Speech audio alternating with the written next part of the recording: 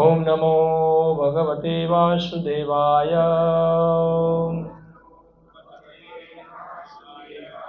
ओम नमो भगवते वासुदेवाय। ओम नमो भगवते वासुदेवाय।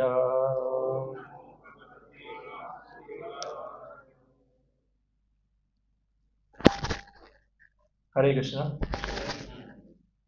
तो हम लोग श्रीमद् भगवद गीता का एक श्लोक पढ़ेंगे। ये अध्याय 10 और 8 नंबर का श्लोक है। और हम लोग इससे पहले रविवार को हम लोगों ने भगवान के अलग अलग प्रकार के अवतारों का वर्णन सुना था। तो उसमें से हमने एक भाग पूरा किया था, बाकी सब भाग बाकी है। तो उसको हम आगे कंटिन्यू करेंगे। तो ये श्लोक थोड़ा हम पढ़ेंगे, उसके बाद हम कंटिन्यू करते हैं।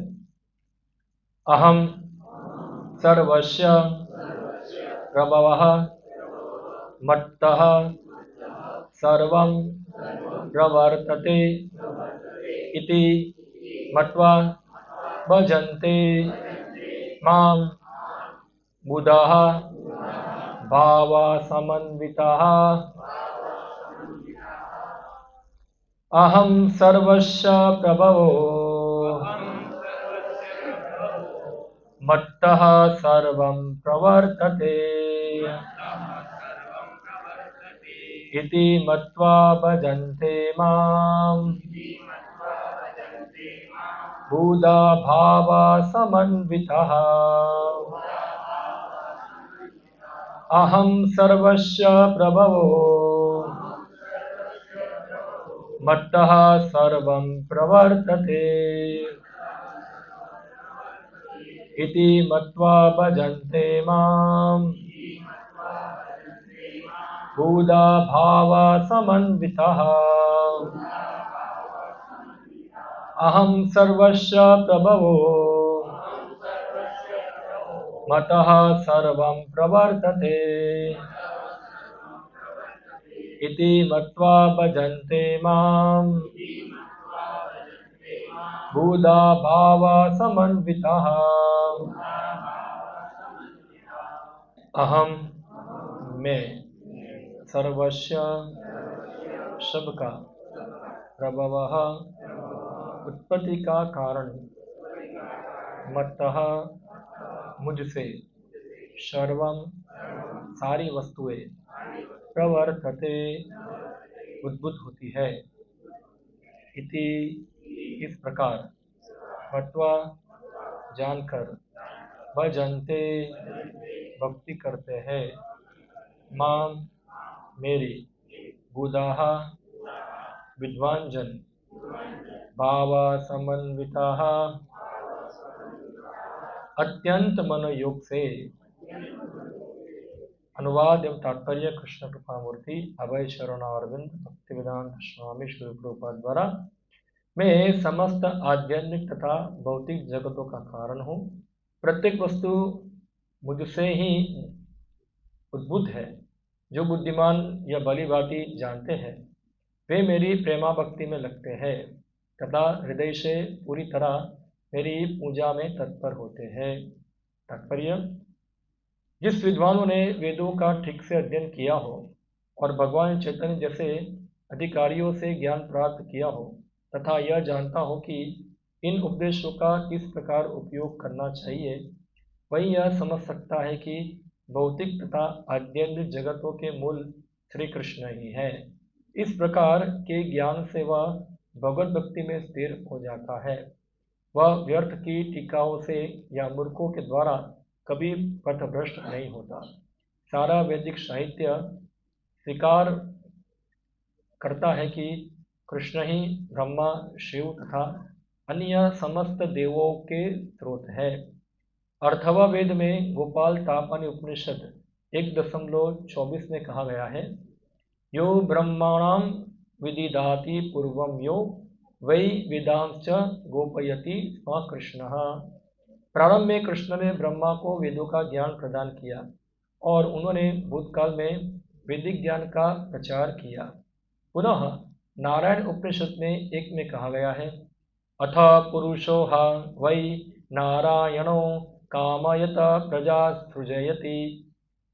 तब भगवान ने जीवों की सृष्टि करनी चाहिए। उपनिषदों में आगे भी कहा गया है, नारायणात् ब्रह्म जायते, नारायणात् प्रजापति प्रजायते, नारायणात् इंद्र जायते, नारायणात् दृष्टो वशवो जायन्ते, नारायणादेश एकादश रुद्र जायते, नारायणाद् दवादशादित्य आदित्य। नारायण से ब्रह्मा उत्पन्न हुए, नारायण से प्रजापति उत्पन्न होते हैं, नारायण से इंद्र और 8 वसु उत्पन्न होते हैं, और नारायण से ही 11 रुद्र तथा 12 आदित्य उत्पन्न होते हैं। ये नारायण कृष्ण के ही अंश है। वेदों का ही कथन है, ब्रह्मणो देवकी पुत्र, देवकी पुत्र कृष्ण ही भगवान है। नारायण उपनिषद 4 में तब यह कहा गया है, एको वे नारायण आशन ब्रह्मण ईशानो, नापो नाग्नि समो नेमे, द्वा पृथ्वी न नक्षत्रादिनः सूर्य। सृष्टि के प्रारंभ में केवल भगवान नारायण थे, ना ब्रह्मा थे, ना शिव, ना अग्नि थी, ना चंद्रमा, ना नक्षत्र और ना सूर्य। महाउपनिषद 1। महाउपनिषद में यह भी कहा गया है कि शिवजी परमेश्वर के मस्तक से उत्पन्न हुए। अतः वेदों का कहना है कि ब्रह्मा तथा शिवजी के सृष्टा भगवान ही की पूजा की जानी चाहिए। मोक्ष धर्म में कृष्ण कहते हैं, प्रजापतिं च रुद्रं चाप्य अहमेव सृजामि वै, तो ही माम न विजानीतो मम माया विमोहितो।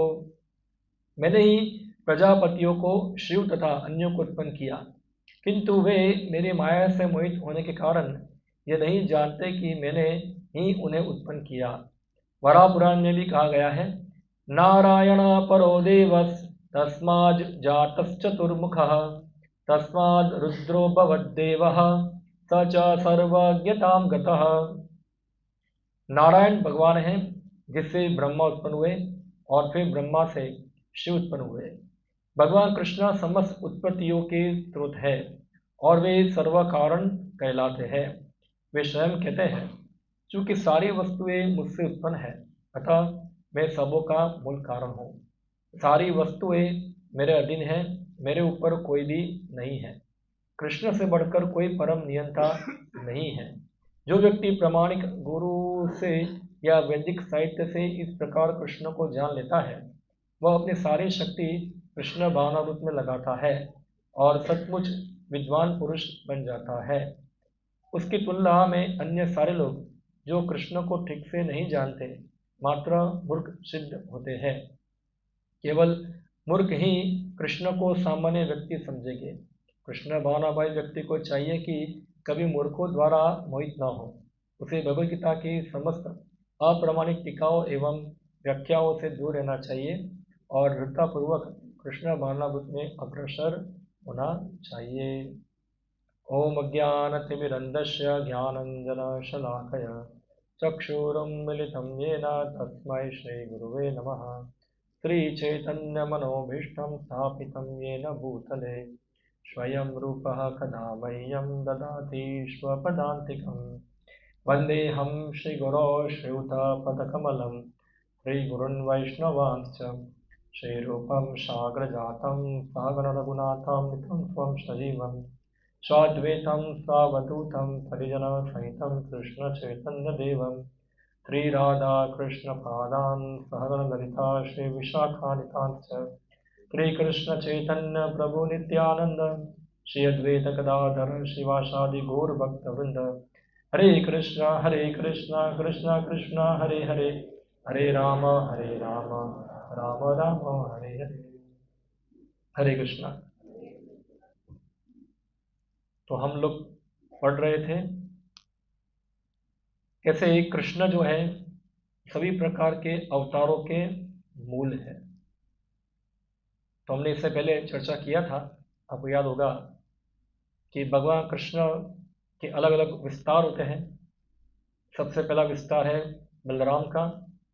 बलराम और कृष्ण स्वरूप में एक ही है, मगर उनका रंग अलग है। बलराम श्वेत वर्ण के हैं और कृष्ण श्याम वर्ण के हैं। और वही बलराम में से फिर एक विस्तार होता है भगवान के विलास अवतार, जो नारायण रूप में होते हैं, चतुर्भुज नारायण, हमने चर्चा किया था इससे पहले, जो हाथों में शंख चक्र गदा पद्म धारण करते हैं। हाँ, वासुदेव, शंकरषण, प्रद्युम्न, अनिरुद्ध, आपको याद होगा। फिर वही बलराम के और विस्तार होते हैं, जिसमें अलग अलग अवतार की कैटेगरी है। लीलावतार, पुरुषावतार, गुणावतार, शक्त्यावेश अवतार, मनवंतर अवतार और गुणावतार। तो हमने सबसे पहले पुरुष अवतार के बारे में सुना था, याद है सबको पुरुष अवतार? हाँ, लास्ट टाइम पुरुष अवतार भगवान का। तो भगवान का 3 प्रकार के विष्णु में विस्तार करना, वो क्या है? पुरुष अवतार। अगर आपको पता नहीं है तो आप हमारा रिकॉर्डिंग वीडियो देख सकते हैं, उसमें जिसमें हमने ये पुरुष अवतार के बारे में विस्तार से बताया था। तो ये कारणोदकसाय विष्णु है जो प्रथम पुरुष अवतार है, और फिर उसमें से ये दूसरे गर्भदक्षाय विष्णु जो सेकंड पुरुष अवतार है, और फिर उसमें से क्षीरोदक्षाय विष्णु वो तृतीय पुरुष अवतार है। तो हमने जो अवतार की 6 कैटेगरी है, उसमें से हमने एक कैटेगरी देखी थी पुरुषावतार के बारे में। ओके, तो यहाँ हमने लास्ट टाइम हमने चर्चा किया था। अभी हम देखेंगे लीला अवतार के बारे में। हाँ, भगवान के लीला अवतार। तो जनरली भगवान के लीला अवतार 10 बहुत प्रख्यात है। दशावतार कहते हैं, क्या कहते हैं उसको? जो प्रख्यात, सबको पता होगा, ज़्यादा फेमस है। और जनरली लोग सोचते हैं कि भगवान विष्णु ने ये सब अवतार लिए। वास्तव में भगवान का जो ये अंश है, ये है क्षीरोदक्षायी विष्णु, जो क्षीर सागर में रहते हैं। जितने भी अवतार भूमंडल या पृथ्वी पे आते हैं, वो सभी क्षीरोदक्षायी विष्णु के माध्यम से ही आते हैं। इसलिए कई बार ऐसा बोला जाता है कि भगवान विष्णु ने अवतार लिया। वास्तव में ये सब जितने भी अंश और कला है, वो क्या है? भगवान कृष्ण के विस्तार है। हमने लास्ट टाइम चर्चा किया था, भागवत नाम में श्लोक पढ़ा था हम लोगों ने, एते चांद सकला अंशः कृष्णस्तु भगवान स्वयं। या तो जितने भी अवतार है भगवान के अंश हैं, या तो फिर कला है। मतलब कृष्ण क्या है? स्वयं भगवान। तो दशा अवतार जो वर्णन है, अभी ये इसका वर्णन भागवत में भी है, अन्य पुराणों में भी है। जा रहे हैं, आवाज कर रहे हैं तो उसको कुंदन को बताया था मैंने, तो कुछ आए नहीं। तो ये दशावतार थोड़ा हम उसको विस्तार से समझेंगे। आजकल हम देखते हैं कि बहुत सारे लोग जो होते हैं अपने डुप्लीकेट अवतार को बनाते हैं। हाँ, आजकल तो बहुत सारा समाज के अंदर चलता है, कोई भी व्यक्ति को क्या बोल देंगे? अवतार। मगर इसका वर्णन शास्त्र में होना चाहिए। हाँ, अगर शास्त्रों में वर्णन नहीं है तो फिर उसको अवतार के रूप में स्वीकार किया जाएगा नहीं। तो हमने देखा पहले पुरुष अवतार के बारे में, अभी हम लीला अवतार के बारे में देखते हैं। सबसे पहला जो लीला अवतार है वह है मत्स्य अवतार। क्या है ये? मत्स्य अवतार। और ये अवतार ब्रह्मा जी के एक दिन में 2 बार होता है। हाँ, पहला अवतार हुआ स्वयंभू मनवंतर के अंदर, और दूसरा अवतार होता है चाक्षुष मनवंतर के अंदर। 2 बार होता है ये। हाँ, तो उसकी कथा इस प्रकार से है। एक बार महाराज सत्यव्रत करके एक राजा थे,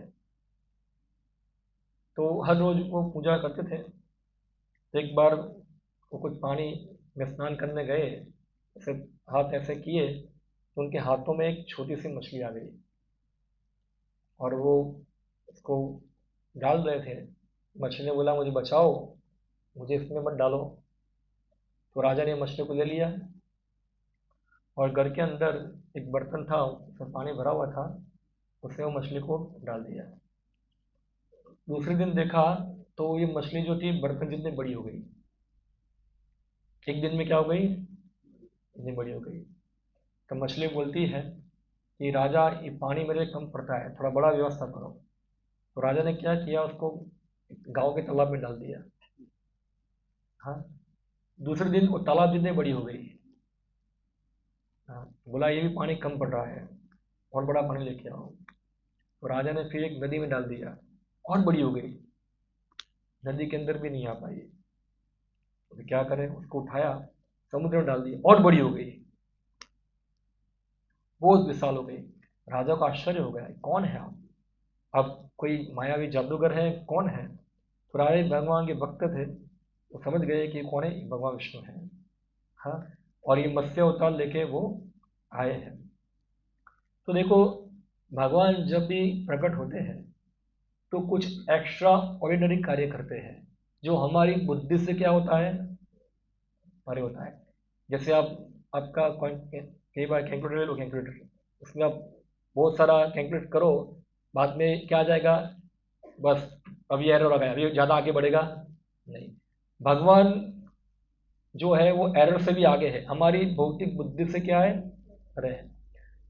अभी कोई व्यक्ति ने कभी ऐसा मत्स्य देखा होगा जो ये हमारी पृथ्वी है उससे लाखों गुना बड़ा हो, देखा होगा आपने कभी। सबसे बड़ी मछली क्या होती है, कौन सी होती है, व्हेल मछली बड़ी होती है।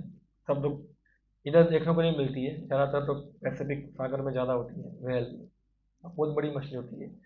आपको देखना है तो एक उसका एक म्यूजियम में पड़ा है, उसका हड्डी बड़ौदा में पड़ा है, बहुत बड़ा है, ये रूम जितना है बड़ा हड्डी, उसका इतना बड़ा मछली होता है। हाँ, अभी व्हेल से बड़ी मछली होती है, पता है आपको। हाँ, उसको कहते हैं तिमिल, क्या कहते हैं, तिमिल, जो व्हेल को भी खा जाती है, व्हेल को भी निगल जाती है, वो इतनी बड़ी मछली होती है। व्हेल जो होती है वो बाकी सब मछलियों को खा जाएगी, मगर व्हेल को क्या खा जाती है, तिमिल, वो खा जाती है। अभी तिमिल को भी खा जाती है एक मछली, उसका नाम है तिमिंगल, क्या है, तिमिंगल, नाम सुना है आपने कभी ये। हाँ, तिमिंगल यानी कि तिमिल को भी निगल जाती है, इतनी बड़ी मछली होती है। सोचो, आपने कभी कल्पना में सोचा होगा, अभी ये जो मत्स्य है ये, ऐसे हजारों हजारों तिमिंगल हो गए, हजारों हजार तिमिंगल हो गए, उसकी भी बड़ी है। ऐसा सोचो कि पूरा, क्या बोलेंगे, पूरा आधा ब्रह्मांड है वो उसके मुंह में आ जाएगा, इतना विशाल क्या है ये मत्स्य है, विशाल मत्स्य है ये। तो इस प्रकार से ये सत्यवत मुनि जो थे वहाँ, तो उनको दर्शन देने के लिए वो भगवान जो थे ये मीन रूप, केशव धृता मीन शरीर, जय जगदीश हरे, जय जगदीश हरे। तो मीन अवतार यानी कि मत्स्य अवतार लेकर प्रकट हुए। फिर तो बाद में जो मत्स्य अवतार थे, भगवान विष्णु जो थे, उन्होंने सत्यव्रत राजा को बोला कि 7 दिनों के बाद यहाँ, तो अभी सत्यव्रत राजा जो थे उनको ये बताए मत्स्य अवतार कि 7 दिन के बाद क्या होगा, प्रलय होगा। अभी प्रलय में क्या होता है, आपको पूरा ब्रह्मांड का स्ट्रक्चर देखेंगे आप, तो एक भूमंडल है, भूमंडल के नीचे गर्भोदक समुद्र है, और क्या होता है उसके बाद प्रलय होने के कारण गर्भोदक समुद्र के अंदर पूरा भूमंडल डूब जाता है। तो प्रलय अलग अलग प्रकार के होते हैं, 3 प्रकार के प्रलय होते हैं। हाँ, एक होता है पार्शियल डेवस्टेशन यानी कि आंशिक प्रलय, जब भी कोई मनुओं का जो स्थिति चेंज होता है उसके बाद आंशिक प्रलय आता है। एक होता है दूसरा प्रलय होता है जब ब्रह्मा जी सो जाते हैं, जब ब्रह्मा जी की रात्रि होती है तो क्या होता है, एक प्रलय आएगा। और तीसरा प्रलय होता है जब ब्रह्मा जी की मृत्यु होती है, तब पूरा ब्रह्मांड नष्ट हो जाता है। तो ये जो प्रलय था आंशिक प्रलय था, जिसमें खाली भू पूर्वाश्वा तक लोग जो नष्ट होते हैं उसके ऊपर के लोग रहते हैं। तो सत्यव्रत मुनि को भगवान विष्णु ने बताया कि देखो आज से 7 साल के बाद क्या होगा, प्रलय होगा। मैं तुम्हारे लिए एक बोट भेजूंगा, ये बोट के अंदर तुम सभी ऋषि मुनियों को, सभी वैदिक शास्त्रों को, जितने भी बीज औषधि है, सब कुछ लेकर तुम क्या करो, उसमें बैठ जाना। और फिर मैं खुद आऊंगा और मत्स्य रूप में, और आपकी बोट को जोड़ने के लिए लंगर डालना पड़ेगा ना। अभी मैंने बताया मत्स्य कितना बड़ा है। टिमिंगल का मैंने आपको डायमेंशन दे दिया कितना होता है। ये टिमिंगल से भी क्या है, बहुत बड़ा मत्स्य है। तो उसको बोट के साथ बांधेंगे कैसे? तो उसके लिए भगवान ने बताया कि वासुकी सांप होगा। क्या होगा? वासुकी सांप। वो क्या करेगा, मेरे और बोट को ज्वाइन करेंगे। तो यहाँ जो मत्स्य का श्रृंग होता है उसमें सांप, देखो ये वासुकी सांप है। यहाँ क्या है वो, इधर ये हो गया देखो, और इधर इधर इसका पूंछ लग गया।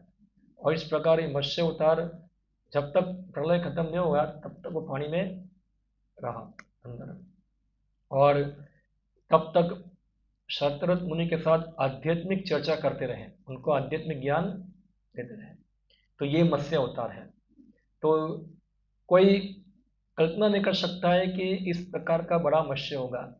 आज के बुद्धिजीवी लोग कई बार सोचते हैं ये सब काल्पनिक है। क्या बोलेंगे वो लोग?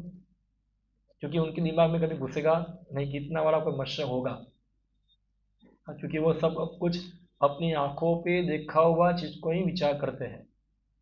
हाँ, अभी इसके लिए हमारे संस्थापक आचार्य श्री प्रभुपाद जी बोलते थे, तुम तुम्हारी माँ के पेट में हो, क्या तुम दुनिया को जानते हो कितने? हाँ, दुनिया में कितनी क्या चीज़ है तुमको पता है? क्या है? कुछ पता नहीं है। जैसे कुएं के अंदर 2 मेढक होते हैं, उनको पता नहीं कुएं के बाहर कितना बड़ा समुद्र है। उसको कुएं, मेढक को क्या ज्ञान होता है? केवल अपने कुएं में कितना पानी है इतना ही पता है। उसको पता नहीं कि बाहर बहुत बड़ा समुद्र भी होता है। तो आजकल के लोग जो है, जो लोग अपनी आंखों पे ही विश्वास करते हैं, जो मुझे दिखता है वही है, उसके अलावा कुछ नहीं है, तो उनके लिए मत्स्य अवतार क्या लगता है उनको? एक काल्पनिक लगता है। कुछ ठीक है, पहले के समय के अंदर लोग थोड़ा मनोरंजन करने के लिए कहानी बानी बना दिया, ऐसा है। मगर हम ये चीज पे विश्वास करते हैं, क्यों? क्योंकि ये शास्त्र में लिखा है। शास्त्र में लिखा है। और शास्त्र जो है वो क्या है, प्रमाणित है, क्योंकि भगवान का वाणी है शास्त्र।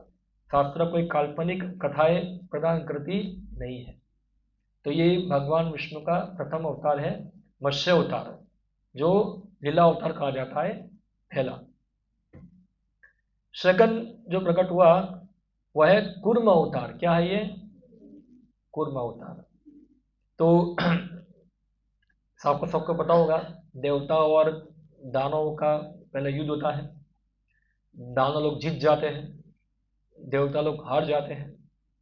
हारने के बाद देवता लोग जाते हैं भगवान विष्णु के पास और बोलते हम लोग हार गए, हम क्या करें? भगवान विष्णु बोलते जाओ दानवों के साथ क्या कर दो, संधि कर दो। क्या करो? संधि करो।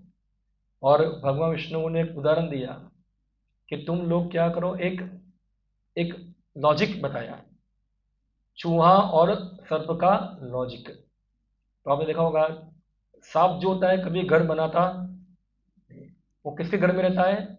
चूहे के। तो एक बार क्या हुआ, एक बार सांप और चूहा दोनों फंस गए जाल के अंदर। अभी दोनों फंस गए। अभी सांप चूहे को खा जाएगा तो सांप जाल में से निकलेगा नहीं, वो मरा रहेगा उधर। अभी सांप को ही बचना है और चूहे को ही बचना है। तो सांप ने, चूहे ने क्या कर दिया, संधि कर दिया। हम दोनों संधि करते हैं, हम दोनों एक दूसरे को बचाते हैं। तो सांप ने बोला देखो मैं तुमको खाऊंगा नहीं, अगर तुम एक काम करो, तुम्हारे दांत से क्या करो, उसको जाल को काट दो, तुम निकल जाओ और मैं भी निकल जाऊंगा। तो चूहे ने बोला ठीक है। चूहे ने अपने दांत से क्या कर दिया, जाल को काटा। सांप ने क्या कर दिया, चूहा भी खा गया और बाहर भी निकल गया। तो ये संधि किया उसने, ट्रिक लगाया।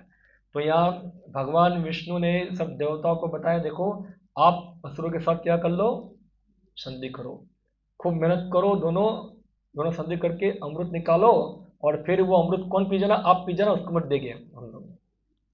ये भगवान ने आइडिया दिया उनको। तो ये देवता लोग ठीक है, भगवान ने बुलाया है ऐसा, तो भी वो फिर गए। असुरों के राजा तब बलि महाराज थे।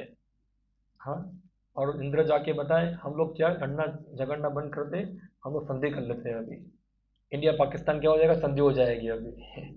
लड़ाई झगड़ा बंद करो, हम विकास करते हैं अभी, चलो। तो विकास करने के लिए तैयार हो गए। तो असुरों को प्रस्ताव अच्छा लगा, और असुरों ने क्या सोचा, ठीक है अभी देवता तो ऑलरेडी कमजोर है, तो हम लोग साथ में मिलकर क्या करते, ट्रेड करते हैं, क्या करते हैं अभी, विकास करेंगे, धंधा करेंगे। मगर असुर क्या, ये देवता लोग वीक है, वह अमृत निकलेगा, उसको मार देंगे, और हम लोग क्या लेंगे, अमृत ले लेंगे। तो ये दानवों का प्लानिंग था। इधर देवताओं का प्लानिंग क्या था, कि जब अमृत निकलेगा, हम दानवों को हटाकर हम लोग अमृत ले लेंगे।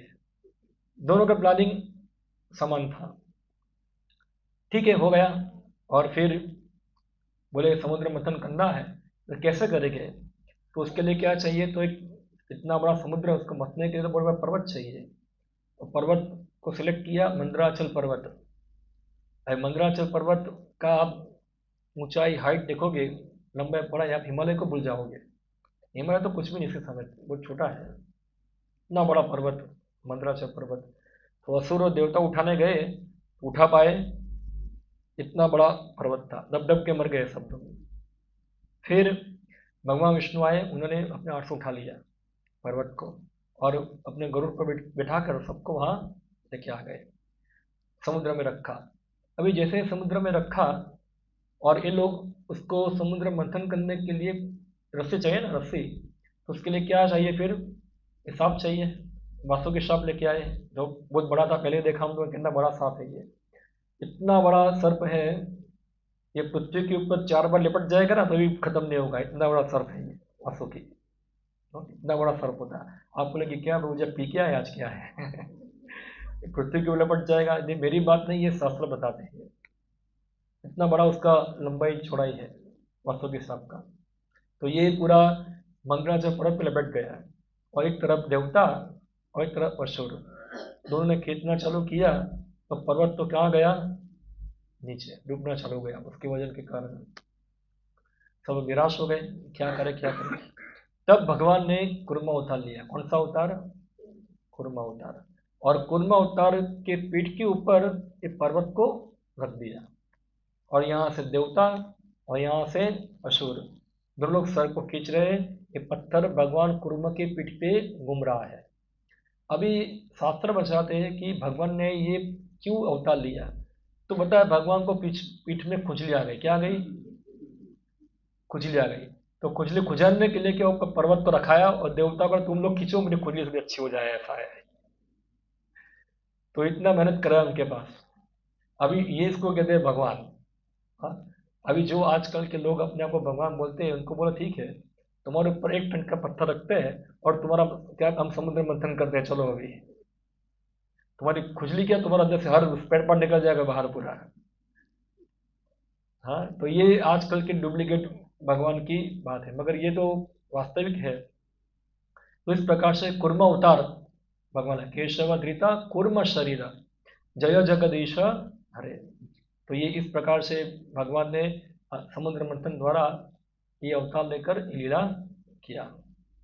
फिर इसके बाद जो अवतार आता है लीला अवतार, वो है वराह अवतार। तो एक राक्षस था जिसका नाम था हिरण्याक्ष, और उसका भाई था हिरण्यकश्यप, दोनों जुड़वा भाई थे। उनको बोलते हैं आदि दैत्य, क्या बोलते हैं, आदि दैत्य, यानी कि सबसे पहले के असुर, असुरों में सबसे पहले असुर, यानी कि आदि आतंकवादी ये लोग थे, दो भाई। हाँ, तो हिरण्याक्ष जो था, वो सभी देवताओं को परास्त कर दिया, और जहाँ भी जाता अपने गदा के प्रहार से सबको परास्त कर दिया। एक बार लड़ लड़कर वो गया वरुण लोक के पास, वरुण भगवान के पास गया, वरुण देव के पास, बोला मैं आपके सामने भीख मांगता हूँ, मेरे साथ क्या करो, लड़ाई करो, क्या करो, लड़ाई करो। मुझे लड़ाई करने की इच्छा हो रही है, मेरे हाथ में चेयर आ रही है लड़ने के लिए, मेरी गदा क्या कर रही है अभी, उसके अंदर कुछ उत्तेजना हो रही है, कोई लड़ो मेरे साथ, लड़ो, ऐसा है, मुझे अभी लड़ने की चेयर आ रही है पूरा। तो वरुण बोला, मैं तो भी बूढ़ा हो चुका हूँ, तो मेरे साथ क्या लड़ोगे, ऐसा है। अगर तुमको जो लड़ने का शौक है, तुम्हारी जो लड़ने की जो अभी इतनी चेयर अभी खड़ी हुई है, वो इच्छा तुम्हारी पूरी होगी, चिंता मत करना, वो भगवान विष्णु तो तुम्हारी इच्छा पूरी करेंगे। तो वो हिरण्याक्ष खुश हो गया, अच्छा ठीक है, तो ढूंढने के लिए निकल गया वो। उस समय ब्रह्मा जी जो थे, तो भूमंडल पूरा पानी के अंदर गर्भ समुद्र में डूब गया था प्रलय के कारण। और भगवान ब्रह्मा जी सोच रहे थे कैसे उसको निकालूं मैं, कैसे निकालूं मैं उसको। तभी ब्रह्मा जी के नाक में से क्या क्या निकलता है, एक मच्छर जैसा एक बड़ा भगवान, भगवान विष्णु बड़ा अवतार लेकर प्रकट होते हैं। देखते देखते क्या हो जाते हैं, बहुत बड़ा उनका स्वरूप हो जाता है, और जोर से गर्जना करते हैं। सभी ऋषि मुनि सब देखे कौन है कौन है, बाद में उनको पता चला कि शायद ये भगवान विष्णु है। हाँ, और फिर समुद्र में अंदर डुबकी मारते हैं, और भूमंडल को अपने दांतों के ऊपर धारण कर कर अपनी अचिंत्य शक्ति के द्वारा वापस रख देते हैं। उस समय हिरण्याक्ष वहां आया, बोला, हे तुम कौन हो, कौन हमारी चित को लेके जा रहे हो, सुवर रुको। भगवान को क्या बोला, सुवर बोला। हाँ, भगवान ने पहले तो अपना काम खत्म किया, फिर हिरण्याक्ष को चैलेंज को स्वीकार किया, ठीक है, लड़ाई करना चाहते हो, चलो लड़ाई करते हैं। तो दोनों के बीच में क्या हुआ, फिर जबरदस्त युद्ध होता है गदा द्वारा। अभी देखो, भगवान हिरण्याक्ष को लड़ने की चेयर आ रही थी, तो एक्चुअली हिरण्याक्ष को चेयर नहीं आ रही थी, चेयर भगवान को आ रही थी। शास्त्र में वर्णन है कि भगवान एक व्यक्ति है, कोई कोई ज्योति, कोई बिंदु नहीं है। उनके अंदर भी क्या है, सब अलग अलग प्रकार के शौक उनके होते हैं, इच्छा उनकी होती है। कई बार हम देखते हैं, राजा लड़ने के लिए कई बार किसी के साथ मॉक फाइटिंग करता है, पता है ना, जैसे कल के ना मॉक ड्रिल किया था, ऐसे मॉक फाइटिंग होता है कई बार, तो उसमें उनको आनंद मिलता है। तो इस प्रकार से अभी भगवान वैकुंठ में है, उनके साथ लड़ाई कौन करेगा, सब तो क्या है, कोई ताकत वाला है नहीं, सब भगवान के सेवक है, कैसे फाइटिंग करेंगे। तो भगवान ने क्या किया, कई बार अपने दो सेवक थे, जय और विजय, उनको कुमारों द्वारा श्राप दिलाया, जाओ तुम्हारा क्या होगा, अभी तुम जगत में जाओ, तुम्हारा 3 जन्म क्या होगा, असुरों का होगा। तो भगवान को लड़ने की इच्छा थी, तो उनके साथ अपने भक्तों के साथ ही लड़ते हैं वो। तो ये जय विजय जो थे, पहले हिरण्याक्ष और क्या बने, हिरण्याकशिपु। तो इस प्रकार से ये हिरण्याक्ष आया, और फिर भगवान वरा ने और हिरण्याक्ष का जबरदस्त युद्ध हुआ, बहुत जबरदस्त युद्ध हुआ। एक समय तो ऐसा है कि हिरण्याक्ष ने गदा द्वारा भगवान की गदा फेंक दी, तो सब देवता लोग क्या हुए, डर गए कि अभी क्या होगा, हिरण्याक्ष मार देगा। उनको विश्वास नहीं था कि भगवान है ये, हाँ ये भगवान है ये। मगर फिर भी कई बार क्या होता है कि चूहा बिल्ली खेलते हैं, कई बार पता नहीं, तो चूहा होगा, तो बिल्ली उसको पकड़ने आती है, तो बिल्ली उसके पंजे से पकड़ लेगी चूहे को, तो चूहा बोलता है मर गया। मगर कई बार क्या करता है कि बिल्ली उसको ज़्यादा खेलने के लिए छोड़ देती है, और चूहा क्या करता है, थोड़ा इधर उधर घूमता है, उसको क्या लगता है, मैंने बिल्ली को हरास कर दिया, मैं जीत गया, मैंने बिल्ली को मार दिया, वो भाग गई बिल्ली। बिल्ली देखती रहती है क्या कर रहा है, फिर जब चूहा थोड़ा जाएगा, धड़ाक करके क्या मारती है, पंजा मारती है। तो उसी प्रकार से भगवान को भी इस प्रकार लड़ाई करने में आनंद आता है, तो पहले उसकी ताकत का पूरा पूरा उपयोग कराया। तो हिरण्यक्ष ने क्या किया, भगवान के साथ गदा युद्ध किया, एक झटके में भगवान गदा फेंक दिया। अभी पहले क्या, युद्ध के नियम पालन करते थे, तो हिरण्याक्ष जो था उसने बोला अब गदा उठा लो, लड़ो। तो भगवान ने गदा उठा लिया। भाई भगवान ने गदा उठाया, जोर से गदा मारा, हिरण्याक्ष का गदा गिर गया।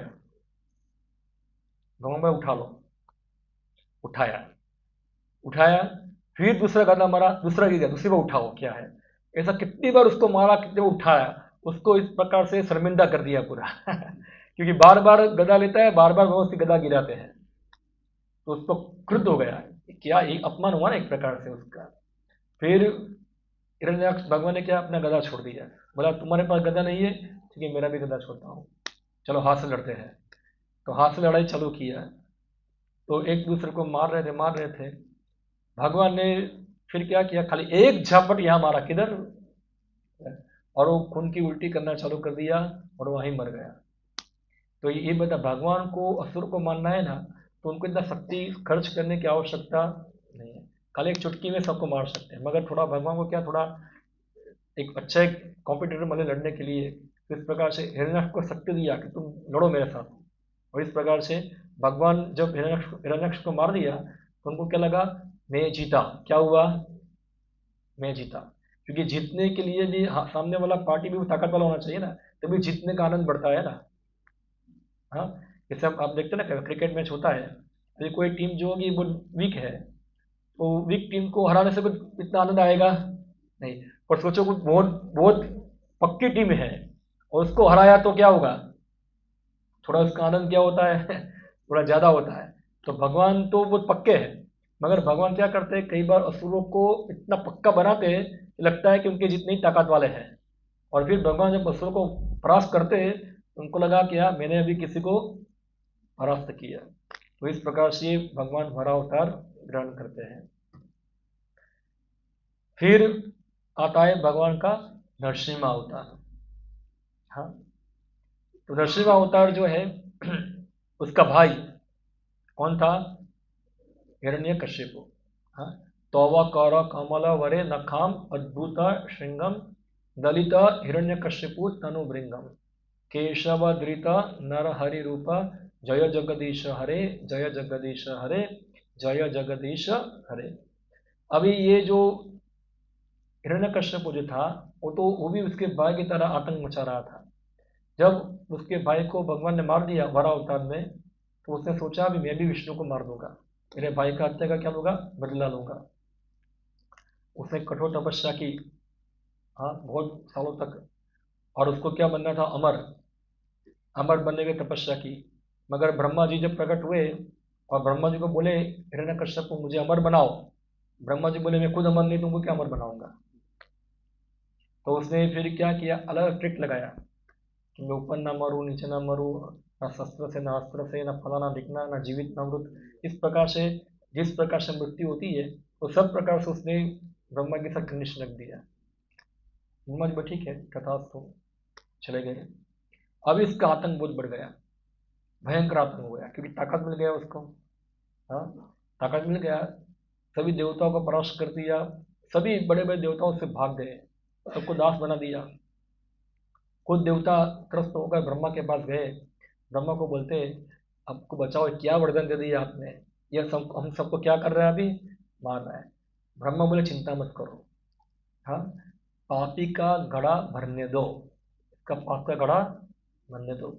क्या होगा कि ये हिरण्यकश्यपु अभी मेरे वरदान से क्या हुआ है, वो ताकत वाला बना है, मगर जब वो भगवान के महान भक्त का अपमान करेगा, उसका सभी ताकत क्या हो जाएगा, खत्म हो जाएगा। तो शास्त्र में बताते हैं, कोई व्यक्ति कितना भी ऐश्वर्यशाली क्यों ना हो, मगर वो कोई व्यक्ति, महान व्यक्ति, खास करके भगवान के भक्तों का अपमान करता है, उसकी निंदा करता है, या तो उसको परेशान करता है, उसको मारने का प्रयत्न करता है, तो उसका आयु, उसका ऐश्वर्य, उसका धन, उसका सब कुछ क्या होता है, क्षीण होता है, महत अतिक्रमण करने से। तो यहाँ तो उसका खुद का पुत्र था, कौन था, प्रहलाद।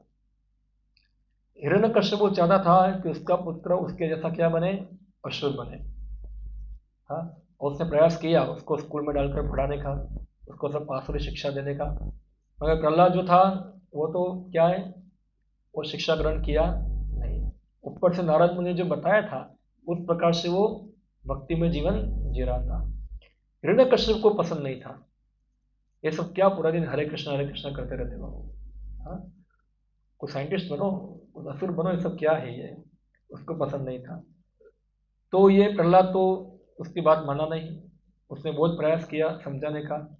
फिर हिरण्यकश्यप ने प्रहलाद को अपमान करना चालू कर दिया, उसको अलग अलग तरीके से मारने के लिए प्रयत्न किया, मगर मारे कृष्णा राखे के, राखे कृष्णा मारे के, जिनको भगवान बचाना चाहते हैं उनको कोई मार पाएगा नहीं। तो उसने इतना सारा प्रयास करने के बाद भी वो प्रहलाद का बाल बांका कर पाया नहीं, बाद में हताश हो गया वो। प्रहलाद को बोला तुम्हारी शक्ति का कारण क्या है? बोला, हमारे सबके कारण विष्णु है। तुम्हारे सबके कारण विष्णु है। सबकी शक्ति कहाँ से आती है? विष्णु से ही आती है। बोला तुम्हारा विष्णु किधर है? आज तुम्हें इसको मार दूंगा। तुम्हारा विष्णु यहाँ है, किधर है? पिलर में है। बोला पिलर में भी है। ठीक है, आज तो तुम्हारे विष्णु को खत्म कर दूंगा मैं। जब बाहर गया, पिलर में मुट्ठी मारा, तो वहां से भगवान नरसिंहदेव निकले। हाँ, अभी जो असुर जो है हमेशा भगवान को चैलेंज करते हैं, तो ये असुरों को एक उनको उनके चैलेंज को दिखाने के लिए कि अगर कोई असुर जो होगा, अगर भगवान के भक्तों को परेशान करता है, तो भगवान उसके लिए मृत्यु के रूप में आते हैं। कैसे? भगवान नरसिंहदेव के रूप में। हाँ, तो मृत्युर सर्वस्व हरश्चाहम्। अभी हिरण्यकश्यप को तो बहुत बड़ा असुर था, तो उसको मारने के लिए भगवान खुद आए, मगर छोटे छोटे असुरों को भगवान को मारने की आवश्यकता नहीं। भगवान खाली फूंक मारेंगे तो क्या हो जाएगा? इसको कोरोना लग जाएगा, उसको कुछ ये हो जाएगा, फलाना हो जाएगा, हो जाएगा, सब होके वो मर जाएगा। हाँ, कोई भी कारण से वो खत्म हो। इसलिए भगवान की और भगवान के महान भक्तों की कभी निंदा करनी चाहिए नहीं। आजकल बहुत सारे लोग हैं, पहले तो जानना पड़ेगा भक्त कौन है, वो भी समझना पड़ेगा हमको। ऐसा नहीं कोई भी लाल कपड़ा पहन के मिल गया सब भक्ति है। हाँ, भक्त यानी कि शुद्ध कृष्ण भक्त। आजकल के बहुत सारे लोग हैं साधु संत, जो कपड़ा साधु का पहना है, मगर क्या है, उनके काम असुरों जैसे हैं। हाँ, शास्त्रों की निंदा करते हैं, भगवान की निंदा करते हैं। तो ये सब क्या है? ये सब रावण के वंश है। क्या है ये? आगे आएगा रावण। रावण भी सन्यासी बना था, उसका वेश धारण किया था। तो ये सब उनके वंश है ये। हाँ, तो कलयुग के अंदर हमको समझना पड़ेगा वास्तविक साधु कौन है। साधु की व्याख्या भगवान गीता में देते हैं, कौन है साधु। तो बताए अनन्य चिंत्य माम जना मां उपासते तेसा नित्य उपयुक्ता नाम योगक्षेमहाम्यम। उसके बाद, उससे पहले भगवान बताते हैं अपि चेसु दुराचारो भजन्ते माम अनन्य बाक साधुरेव समन्तम्यम समज्ञ ही व्यवस्थित ईशा। साधु यानी कि जो भगवान की अनन्य भक्ति में लगा हुआ है, जो कृष्ण के अलावा और किसी के शरण में जाता नहीं है, शुद्ध कृष्ण भक्त है। ऐसा नहीं कि भगवान कृष्ण की भक्ति करता है, भगवान मुझे पैसा दो, मुझे बड़ा आदमी बनाओ, मुझे ये बनाओ। साधु यानी कि प्रहलाद महाराज जैसा। तो प्रहलाद महाराज क्या थे? साधु थे। भले ही वो असुर परिवार में पैदा हुए, मगर कौन थे वो? साधु थे, क्योंकि उसके अंदर सभी अच्छे अच्छे गुण थे। और हम देखते हैं जब उसके पिता को मार दिया हिरण्यकश्यप को, भगवान नरसिम्हा ने बोला प्रहलाद को, तो वरदान मांगो, तुमको क्या चाहिए? प्रहलाद ने क्या वरदान मांगा? प्रहलाद क्या बताए? क्या कमी थी मेरे बाप के पास? हाँ, 3 लोक का स्वामी था वो, उसके पास सब था। कौन सी? किसका फोन बजा? प्लीज, जिसका फोन बजा हाथ ऊपर करो। हाँ, लाइए फोन आपका, बाहर दे दीजिए। और आपको आज नीचे 751 रुपये का राजभोग बंगो खिलाना है ऐसा। उसका फोन ले लो प्रभु जी, लगातार प्रभु। पहले ही बताया था कि साइलेंट करना चाहिए फोन को। ये आपका पुण्य होगा उससे, दोनों काम होगा। आपका आपका प्रायश्चित भी हो जाएगा और आपका भक्ति भी हो जाएगा, दोनों होगा।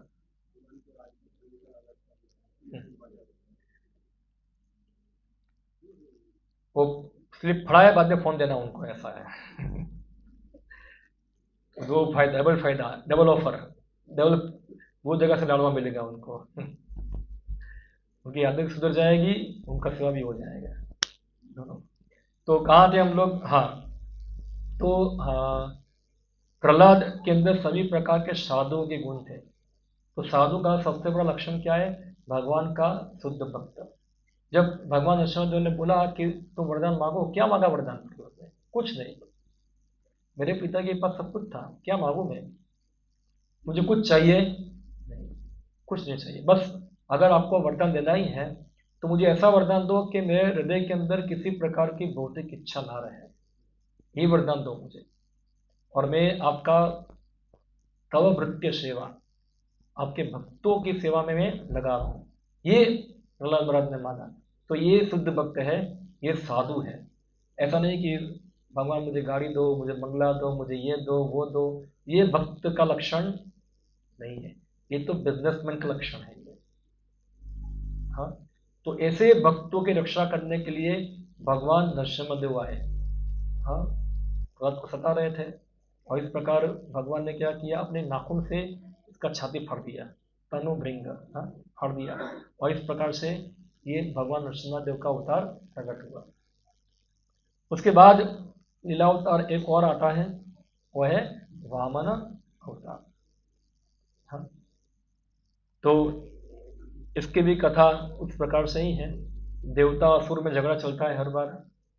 हाँ, तो समुद्र मंथन हुआ था ना, देव देवता लोग क्या पी गए, सब अमृत।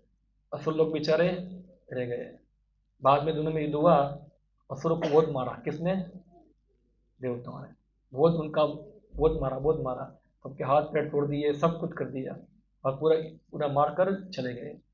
तो असुरों के देवता, असुरों के गुरु शुक्राचार्य वो वहाँ आए और असुरों का इतना बड़ा संहार हुआ था, वो देखकर वो दुखी हुए। उन्होंने क्या किया, सबके स्पेयर पार्ट को इकट्ठा किया, हड्डी बड्डी सब लेके गए। और शुक्राचार्य जो थे, उनके पास एक विद्या है, संजीवनी विद्या। क्या है, उसके द्वारा सबको रिपेयर कर दिया उन्होंने। क्या किया, सबको रिपेयर कर दिया, सब क्या हो गए, वापस से ताकतवर हो गए। और बाद में ये जो बच्चा, उसको नीचे ले जाओ माता जी।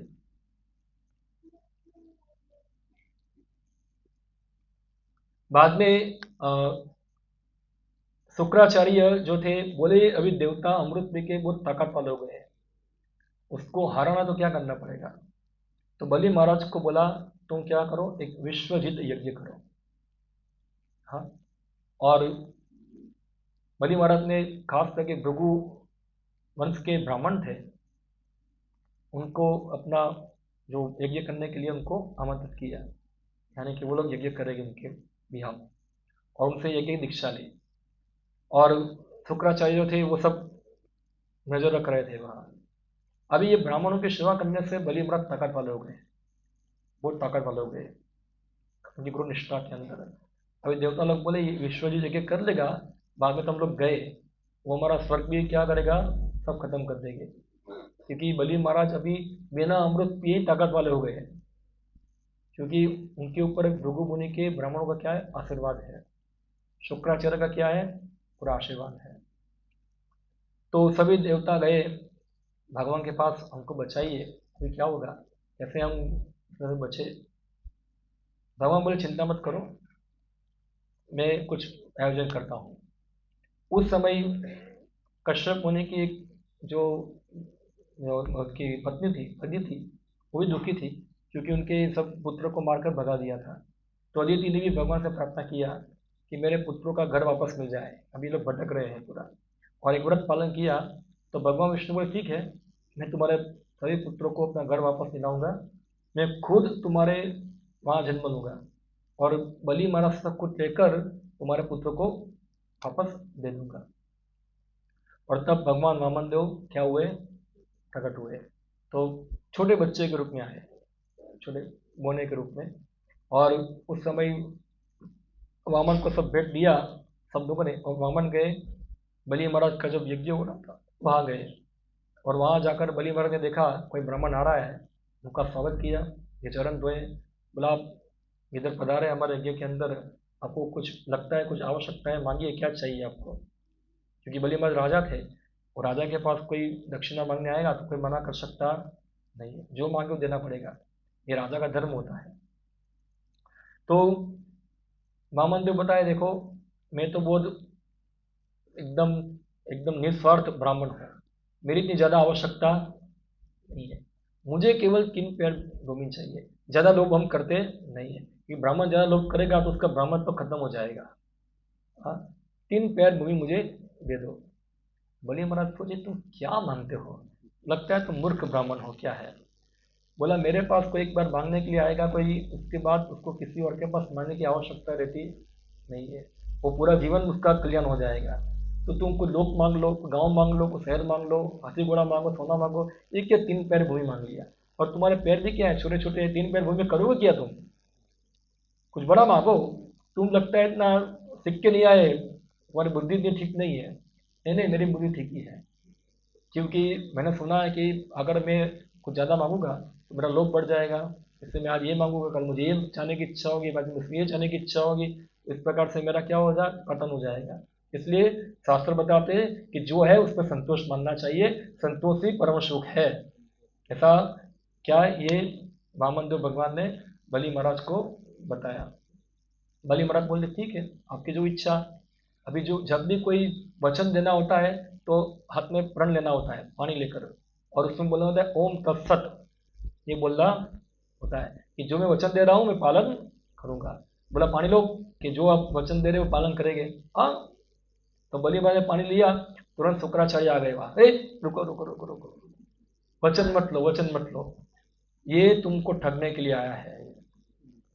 ये ब्राह्मण ब्राह्मण कुछ नहीं, ये विष्णु ही है। हाँ, ये तीन छोटा बच्चा बन के आया है, तीन पैर भूमि मांग रहा है। अरे दो पैर में सब कुछ खत्म कर देगा ये। तुम्हारे पास तीन दूसरा देने के लिए कुछ रहेगा ही नहीं।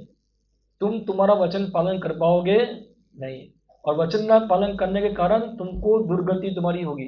इसलिए वचन दो, क्योंकि शास्त्र में है ऐसा। अगर आप किसी व्यक्ति को वचन दोगे कि मैं आपका ये काम करूंगा, आपको इतना दूंगा, और आप वचन फॉलो नहीं करते हैं, तो उसका बहुत भयंकर दंड मिलता है। वो सुअर बनेगा, या तो कुत्ता बनेगा, बिल्ली बनेगा, नीच योनि में जाएगा वो, इसका पतन होता है। इसलिए वचन देते हैं तब बहुत ध्यान रखना पड़ता है कि वचन हम पालन कर पाएंगे। हाँ, कि वचन की वैल्यू होती है, और वचन देकर मुकर जाना यानी कि बहुत बड़ा अपराध है ये तो ये शुक्राचार्य बोले देखो तुमने पानी तो हाथ में लिया है, मगर अभी तक तुम ओम तत्सत बोले, इसलिए अभी ये तो खाली खाली मौखिक वचन हुआ है, अभी उस पर सिक्का बिक्का लगा नहीं है। इसलिए तुम क्या करो, उसको भगा दो, उसको बोलो कि मेरे पास इतना ही है, आपको चाहिए तो लो वरना चले जाओ। और बलि महाराज को बताए कि देखो, कोई व्यक्ति अपना सब कुछ दे देगा तो फिर कैसे जीवन चलाएगा अपना। धर्मशास्त्र पढ़े हैं कि सब कुछ दान में देके कभी धर्म नहीं होता है। हाँ, शरीर तो चाहिए ना जीने के लिए, शरीर अच्छा होगा तो धर्म कर पाएंगे। अभी शरीर नहीं है, धर्म कैसे पालन कर पाओगे तुम। इसलिए थोड़ा तुम्हारा परिवार का सोचो, मेरा भी सोचो सबका सोचो। और जितना ठीक है, थोड़ा बहुत दे दिया, 100-200 रुपया दे दिया, उसको चलेगा। बस सब कुछ देने की आवश्यकता नहीं है। बलि महाराज बोले देखो, ये वामन दो मेरे पास आया है, हमारे पूर्वज में अभी तक ऐसा हुआ है कि कोई भी उनके पास कोई मांगने के लिए आया है, कभी उन्होंने मना नहीं किया है। और अगर मैं मना करूंगा तो मेरे लिए क्या होगा, ये अपयश होगा, अपयश होगा। और अपयश जो है वो तो मृत्यु से भी खराब है। भले ये वामन मेरे से सब कुछ ले ले, मगर मुझे अपयश चाहिए नहीं। अच्छा है कि मेरा सब कुछ ले ले तो उससे मेरा यश बढ़ेगा, कम नहीं होगा।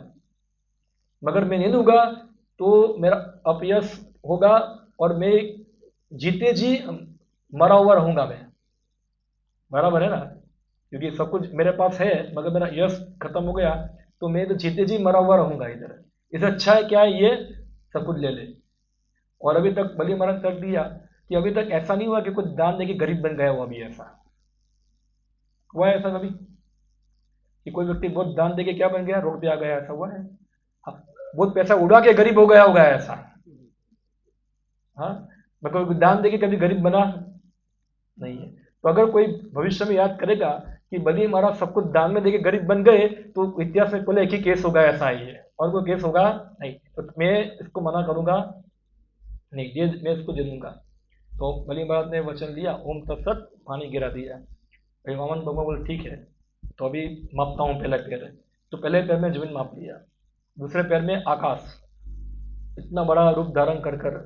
फिर पूछा वामन देव ने बलि महाराज को, तीसरा पैर रखने के लिए जगह नहीं है, तुम्हारे पास तो तीन पैर की भी जमीन संपत्ति नहीं है, तुम क्या मुझे तीन पैर दोगे, ऐसा है। हाँ, तुम बोला तुमको ये दूंगा, गाड़ी घोड़ा सब दूंगा, सब दो पैर में आ गया सब, तो अभी ये तुम्हारे पास तीन पैर भी नहीं देने के लिए। तो फिर बलि महाराज बोले ठीक है, मैं अपना वचन पूरा करूंगा, तीसरा पैर आप मेरे सिर पे रख दीजिए। तो तीसरा पैर सिर पे रखा, यानी कि बलि महाराज भी क्या हो गए अभी, किसकी प्रॉपर्टी हो गई अभी, वामन की प्रॉपर्टी हो गई। उसकी पत्नी दौड़ दौड़ के आती है, ये बलि महाराज को पता नहीं है, ये मूर्ख है, एक्चुअली भगवान सब कुछ प्रॉपर्टी आपकी ही है, क्या है? बलि महाराज सोच रहा है कि ये पूरा पृथ्वी मैंने जीता है, वो तो आपका ही बनाया हुआ है और आपको दे रहा है, इसमें क्या बड़ी बात है। और वो सोच रहा है कि मैंने अपना शरीर बलि आपको दे दिया, वो भी आपका ही है, वो भी किसी का नहीं है, तो उसे दिया क्या? खुद दे दिया है। तो आप तो क्या कर रहे हैं, बलि महाराज की इस प्रकार लेकर आप उस पर उपकार कर रहे हैं। क्या कर रहे हैं? उपकार कर रहे हैं। तो ये बलि महाराज भक्ति के बारे में बताए, शरणागति, कि कैसे हर चीज क्या है, भगवान की है। तो फिर भगवान ने बलि महाराज को बताया कि देखो कि मैं सब जानता हूँ, मुझे पता है कि तुम भक्त हो। बलि महाराज क्या थे? भगवान के भक्त थे, क्योंकि उनको भक्ति का संस्कार मिला था उनके दादा से। उनका दादा कौन थे? प्रहलाद महाराज। उनसे उनको संस्कार मिला था ये। तो इसलिए भक्त थे और सब कुछ वो भगवान को देना चाहते थे। हाँ, तो ये भक्ति उनकी जागृत हो गई। और फिर वामन देव प्रसन्न हुए उनसे, बोला ठीक है, अभी आप, मैंने अदिति को वचन दिया था कि मैं स्वर्ग लोक वापस इंद्र को दे दूंगा, तुम कहाँ चले जाओ अभी? सुतल लोक, वहां रहो, मैं खुद तुम्हारे राज्य की चौकीदारी करूंगा, ऐसा है, तुम्हारा पहरेदारी करूंगा उधर। भगवान खुद वहां बलि महाराज की पहरेदारी करने चले गए और बोला जब इंद्र का शासन खत्म होगा, मैं खुद तुमको इंद्र से स्वर्ग छीन कर तुमको दूंगा, तुमको इंद्र बनाऊंगा फिर से। यानी कि भगवान की सेवा में कोई जाएगा तो उसको कोई नुकसान होता नहीं है, ना तो भौतिक ना तो आध्यात्मिक। बलि महाराज को सब कुछ मिल गया, उनको इंद्र बनने की इच्छा थी, इंद्र ही बन जाएंगे, सुतलोक के राजा ही बन गए, ऊपर से भगवान के शुद्ध भक्त बने, उनका यश बढ़ा, सब कुछ उनको मिल गया, एक साथ सब कुछ मिल गया। अगर बलि महाराज मना करते तो क्या होता? कुछ फायदा होता नहीं। तो इस प्रकार से भगवान वामन देव ने अवतार लिया। थोड़ा फास्ट जाते हैं। फिर आता है परशुराम। इसके बारे में देखा था लास्ट टाइम कि उन्होंने क्षत्रिय राजा थे, जब सब लोग अधर्म का आचरण करना चालू कर दिया, तब फिर क्या हुआ, परशुराम भगवान जो थे उन्होंने कार्तिक अर्जुन से शुरुआत की और वहां से फिर 21 बार सभी शत्रु को खत्म कर दिया और जो पृथ्वी थी उसको कश्यप मुनि को दे दिया और फिर वो चले गए महेंद्र पर्वत पर तपस्या करने के लिए। तो ये परशुराम का अवतार है। उसके बाद भगवान रामचंद्र, आप सब जानते ही हैं, बहुत फेमस अवतार है ये। हाँ, रामचंद्र भगवान का अलग अलग कारण से प्रकट हुए रावण का वध करने के लिए। और ये सभी अभी जितने भी अवतार हमने देखे, उसमें सबसे ज्यादा डिटेल में वर्णन किसका मिलता है? राम वो रामायण है, क्या है? जितने भी अवतार है इसमें थोड़ा थोड़ा लीला हुआ, मगर राम लीला क्या है? बहुत बड़ी है। हाँ, बहुत बड़ी है। और जितने भी अवतार आए, या तो देवता लोक में आए या तो फिर अन्य लोक में आए, राम अवतार कहाँ आया? पृथ्वी में, और खासकर मनुष्य रूप के अंदर, मनुष्य रूप के अंदर। इसलिए ये जब भगवान मनुष्य रूप में आते हैं तो उनकी लीला ज्यादा रुचिकर हो जाती है। हाँ, तो इसके बारे में ज्यादा बोलने की आवश्यकता नहीं है, क्योंकि ऑलरेडी आप सब जानते हैं रामायण के बारे में। तो आप लोग जानते हैं, आजकल रामायण के बारे में लोग नहीं जानते, बहुत सारा उल्टा सीधा भी जानते हैं सब लोग। आजकल के फिल्मों में बनता है रामायण, रामायण कुछ बनता है, उल्टा सीधा दिखाते हैं। मगर आप ओरिजिनल रामायण पढ़ेंगे, वाल्मीकि रामायण, उसमें से आपको रामचंद्र भगवान का चरित्र जानने को मिलेगा। फिर उसके बाद अवतार आता है 8 नंबर, किसका? कौन बताएंगे? अभी जो भागवतम है ना, उसमें 2 नाम लिखे हैं, कृष्ण और बलराम। क्या लिखा है? कृष्ण और बलराम, 2 नाम लिखे हैं। तो कृष्ण जो है उसका गिनती अवतार में भी हुआ है और कृष्ण का गिनती अवतारी में भी हुआ है। मगर जो जयदेव गोस्वामी ने जो 10 अवतार लिखा है, उसके अंदर उन्होंने 8वां अवतार किसको बताया? बलराम को बताया। हाँ, केशव धृत हलधर रूपा जय जगदीश हरे। तो ये भी भागवतम में वर्णन है। कृष्ण लीला विस्तार से आती है, उसमें बलराम की लीला भी विस्तार से आती है। तो मैं यह वर्णन करने जाऊंगा तो बहुत लंबा हो जाएगा। वही चित्र दिखा है मैंने, उसके बारे में बताता हूँ। बलराम जी जब वृंदावन में थे, तब वो जल क्रीड़ा करना चाहते थे। बलराम जी की जैसे कृष्ण भगवान की गोपियां हैं, ऐसे बलराम जी की भी क्या है, उनकी खुद की एक गोपी का झुंड है पूरा। तब बलराम जी ने यमुना को बोला, इधर आओ, मुझे क्या है, हमको पानी में स्नान करना है। यमुना जी क्या हो गई, बोला नहीं, मैं उधर नहीं जाऊंगी। तो बलराम को गुस्सा आ गया, अब तुम नहीं आओगे ठीक है, अपना हल लिया और यमुना को चीर कर उसके पानी की धारा बहा दी पूरी। तो इससे यमुना भयभीत हो गई और फिर बलराम जी के पास हाथ जोड़ के आ गए क्षमा करने के लिए, बोला क्षमा कर दो, मैं भूल गई थी कि आप भगवान है, ऐसा है कि आप कौन है, आप संकर्षण है, आप अभी प्रभु है। तो इस प्रकार से ये बलराम जी की लीला है। केशवद्रिता हलधर रूपा जय जगदीश हरे। फिर नौमा है बुद्ध।